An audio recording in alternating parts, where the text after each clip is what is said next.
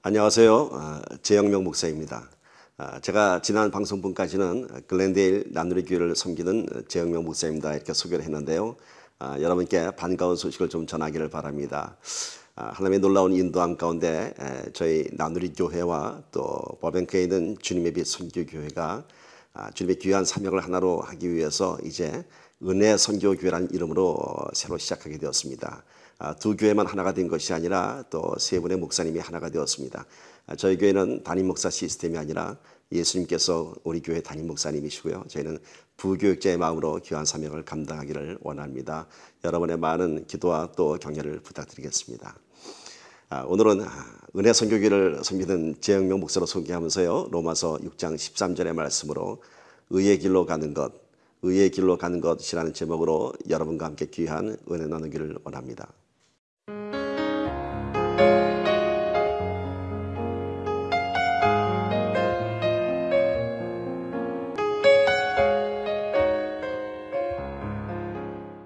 우리는 지금 너무도 편리한 세상을 살고 있는 것 같습니다. 길을 잘 몰라도 주소만 있으면 GPS가 아주 정확하게 길을 안내합니다. 길만 안내하는 것이 아니라 트래픽 체크까지 해갖고 아주 빠른 길을 잘 안내하는 것을 볼 수 있습니다. 참 편리하죠. 그러나 이 문명의 발달에는 그러니까 편리함만 있는 것이 아니라 뭔가 상실되어 가는 것이 있습니다. 왠지 우리의 인간적인 모습을 상실되어 가는 것 같습니다. 여러분 전화번호도 그렇지 않습니까? 옛날에는 그래도 많은 전화번호를 외웠는데 요즘 별로 전화번호 외우는 것이 없습니다. 심지어 어떤 사람은 자기 집 번호도 외우지 못한다고 합니다. 문명의 발달에 따르는 그런 참 좋은 편리를 우리가 누릴 수 있는 순기능이 있는가 하면은 그런 우리의 인간적인 모든 것을 상실할 수 있는 그런 역기능적인 면도 있는 것 같습니다. 여러분 하나님의 완전하신 창조의 역사에도 이러한 순기능과 역기능이 있다는 걸 아십니까? 하나님께서는 인간을 창조하시고 우리와 참 아름다운 교제, 영적인 교제를 나누시기 위해서 우리에게 자유의지를 주셨습니다. 그런데 이 자유의지 안에 참으로 하나님과 아름다운 교제를 할 수 있는 순기능이 있는가 하면은 죄를 선택할 수 있는 그런 역기능이 있다고 하는 것입니다. 이것이 창조의 섭리 가운데 참 피할 수 없는 그러한 하나의 우리가 거부할 수 없는 그런 역기능이라고 하는 것입니다. 오늘 바울은 로마서 6장 13절 말씀을 통해서 이것을 불의의 병기 또 의의 병기라는 단어를 표현해서 우리가 참으로 하나님의 의의 병기가 되어야 할 것을 전하고 있습니다.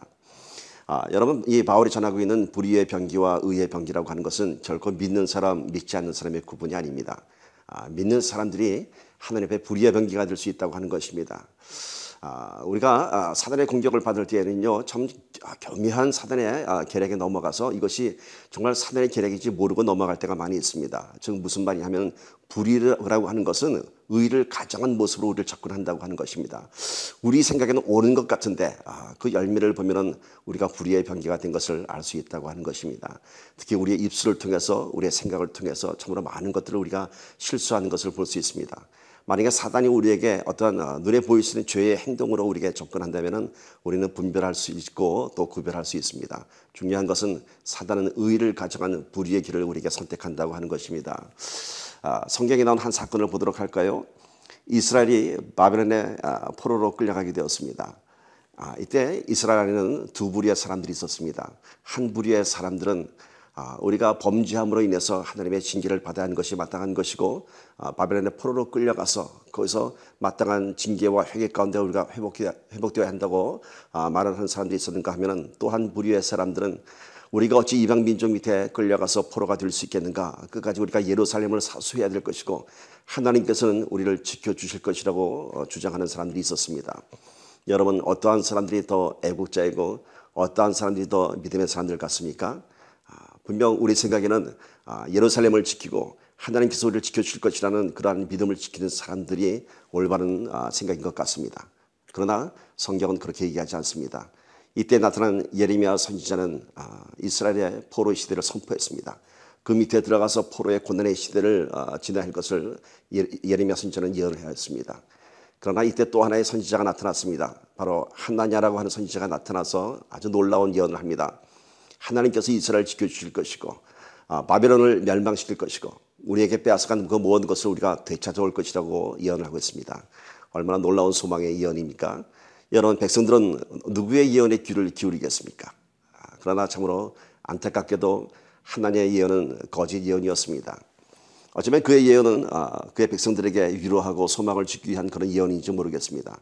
그러나 그것은 결코 나라를 위한 것이 아니었고 국민들에게, 백성들에게 소망을 주는 것이 아니었고 하나님의 뜻을 저버리는 오히려 놀라운 큰 범죄를 저지른 결과에 불과했습니다. 결국 거짓 선지자 하나냐는 1년을 채 넘기지 못하고 죽고 말았습니다. 여러분, 무엇을 의미합니까? 하나님께서 인도하시는 포로의 길, 고난의 길을 우리가 건너가야 할 길입니다. 마땅한 회개와 징계를 통해서 회복해야 하는 것이 우리의 진정한 신앙의 고백이라고 하는 것입니다. 광야를 건너가야 가나안 땅을 들어갈 수 있는 것처럼 분명한 우리는 고난의 길을 감수해야 한다고 하는 것입니다. 오늘 말씀은 이렇게 전하고 있습니다. 너희가 죽은 자 가운데서 다시 산 자와 같이 너희의 지체를 하나님께 드리라고 합니다. 죽은 자 가운데서 다시 산 자가 누굽니까? 바로 예수님이십니다. 무엇을 의미하는 말씀일까요? 죽은 자 가운데서 다시 산 자와 같이 너희도 십자가에서 죽어야 한다고 합니다. 그리고 십자가에서 다시 살아날 때 그때 우리가 의의 병기가 될 수 있다고 하는 것입니다. 결코 십자가의 길을 지나지 않고서는 우리가 의의 병기가 될 수 없습니다. 십자가에서 죽을 때 우리가 하나님의 순종할 수 있는 그러한 믿음의 군사가 될 수 있다고 하는 것입니다. 또 하나의 사건을 보도록 할까요? 사무엘상 13장에는 이러한 내용이 있습니다. 이제 블레셋 군대가 진을 치고 있습니다. 사무엘 지성이 떠나면서 일주일에 돌아오겠다고 했지만은 사울은 그 앞에 진을 치고 있는 블레셋 군사들을 보면서 너무도 두려워했습니다. 결국 사울은 일주일을 기다리지 못하고 자기가 직접 제사를 드렸습니다. 제사라고 하는 것은 제사장만이 드릴 수 있는 하나님의 공의에 관한 부분입니다. 왕도 드릴 수 없는 부분입니다. 그것을 사울이 자신의 두려움 가운데 하나님 앞에 제사를 드렸습니다. 어찌 보면은 사울은 참 융통성이 있고 더 적극적인 리더십인지도 모르겠습니다. 그 앞에 진을 친 블레셋 군사들을 보면서 아무래도 사무엘이 올 것 같지 않자 자기가 제사를 드렸던 그런 어쩌면 백성들을 위한 그런 선택이었는지도 모르겠습니다. 그러나 성경은 그렇게 얘기하지 않습니다. 결국 사울은 이 사건을 통해서 하나님으로부터 인정받지 못하는 왕이 되었고 결국 파멸의 길로 가는 것을 우리가 볼 수 있습니다. 아마 사울 마음 가운데 이런 생각이 들었을 것입니다. 분명 사무엘은 일주일 안에 오지 못할 거야. 너라도 하나님께 제사를 드려. 그것이 사는 길이야. 얼마나 참 현실적이고 얼마나 현명한 생각 같습니까? 그러나 성경은 그렇게 얘기하지 않습니다. 우리의 생각과 지혜가 아닌 하나님의 말씀에 순종하도록 되어 있습니다. 오늘 우리가 신앙생활을 하면서 참으로 이 길이 하나님께서 원하시는 길이라고 우리가 착각할 때가 있습니다. 아니요. 하나님의 길은 어쩌면 우리를 더 좁은 길로 인도하시고 하나님은 어쩌면 우리를 더 고난의 길로 인도하시고 하나님은 어쩌면 우리를 더 불안한 길로 인도하시는지 모르겠습니다. 중요한 것은 우리가 하나님께서 우리의 손을 붙잡을 때까지 인내하고 기다려야 한다고 하는 것입니다. 성경이 전하는 전체적인 메시지 가운데 참 중요한 메시지 하나가 인내라고 하는 것입니다. 하나님께서는 우리를 지켜보시고 계시고 하나님께서 늘 우리와 함께하고 계십니다. 두려운 것은 우리라고 하는 것입니다. 여러분 기도에 응답이 없다고 여러분 방법을 바꾸지 마십시오. 우리의 방법이라고 하는 것은 하나밖에 없습니다. 하나님을 온전히 신뢰하고 하나님께 온전히 우리의 삶을 의지한다고 하는 것입니다. 여러분, 불의의 병기가 된다고 하는 것이 무엇입니까? 하나님 뜻을 내가 가리는 것입니다. 내 삶의 주도권을 내가 갖고 가는 것입니다. 아니요, 우리의 삶의 주도권 우리한테 있지 않습니다. 하나님께 있습니다. 오늘 우리의 삶의 주도권을 드릴 때 우리가 의로운 길로 갈 수 있는 것이고 의로운 선택을 할 수 있다고 하는 것입니다. 사단은 자꾸 우리에게 두려운 생각을 줍니다. 유혹을 줍니다. 이것이 옳은 길 같습니다. 아니요, 그렇지 않습니다. 때로 하나님께서는 우리에게 포로의 시대를 원하시기도 하고 고난의 시대를 원하시기도 하는 것입니다. 분명한 것은 그 뒤에 죽은 자 가운데서 다시 산 자가 일어난 것처럼 오늘 우리가 그 길을 선택할 때, 좁은 길을 선택할 때 영광의 길이 기다리고 있다고 하는 것입니다. 그것이 바로 의의 길이라고 하는 것입니다. 여러분, 참 우리가 신앙생활하면서 많은 선택을 하면서 살아갑니다. 그러나 이 선택의 기로에서 여러분 무엇을 보고 선택하시겠습니까? 무엇을 보고 선택하시겠습니까? 하늘을 바라보며 하나님의 뜻을 바라보며 하나님의 뜻을 구하는 저와 여러분이 되기를 소망합니다. 내 생각은 참으로 현실적이고 논리적이고 눈앞에 보이는 그 모든 것들이 내가 손에 잡을 수 있을 것 같습니다. 그렇지 않습니다. 오늘 바울은 이렇게 얘기합니다. 너희 몸을 죄에 붙들린 그런 불의의 병기가 되지 말고 너희 몸을 죽은 자에서 다시 산 자와 같이 너희 지체를 온전히 하나님께 맡기라고 합니다. 여러분, 우리 여러분의 모든 소유와 생각과 삶의 그 모든 것을 하나님께 맡길 때 하나님께서 저와 여러분들을 의의 길로 인도하실 것입니다. 그것이 바로 성령의 사람들이고요. 그것이 우리가 살아갈 수 있는 유일한 방법이라고 하는 것입니다.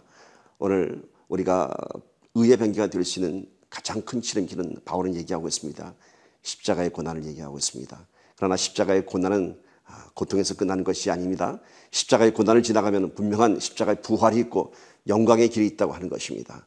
오늘 우리가 그 길을 걸어갈 때 우리가 세상 사람들에게 도전을 줄 수 있는, 또한 믿음을 선포할 수 있는 그런 믿음의 삶이 될 줄 믿습니다.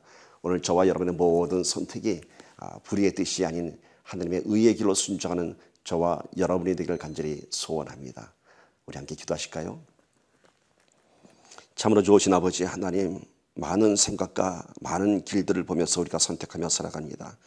하나님, 우리에게 주어진 의지 가운데 아버지 하나님, 하나님의 선한 의지를 쫓아가는 우리가 되게 도와주시옵소서.